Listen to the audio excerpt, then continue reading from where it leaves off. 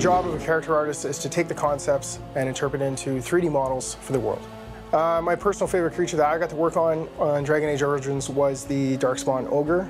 We tried to make the ogre so terrifying in his appearance that the player wouldn't believe that he could actually beat it in combat. I was really looking forward to it. The concept was very unique, and it was a bit of a challenge to actually bring it into the 3D environment with the different elements. It might seem like a strange thing to say when working on a fantasy game, but realism is a very important part of this process.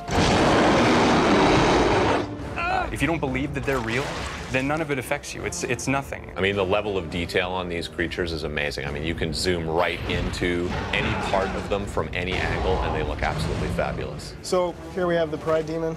It's one of the largest creatures in the game. From this concept, we'll make a 3D concept out of it. Once we do that, we'll take this basic mesh and we'll go ahead and paint a really detailed, sculpted model. We'll take this and we'll make a projection so we can get all these little details into a texture, and then place that texture onto the mesh that you saw before, and you'll get your finished model with all its texture and glory. Making a creature scary is more than just making it big. It's really the way the creature moves that indicates its strength, its mass, and its bulk.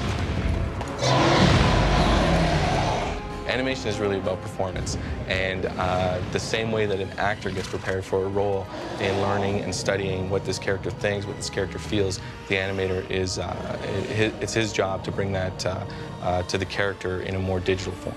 The great thing about working on Dragon Age is that the animators have the ability to start bringing not only humanoid characters to life, but also larger characters, more interesting, dynamic characters like dragons and ogres and the undead.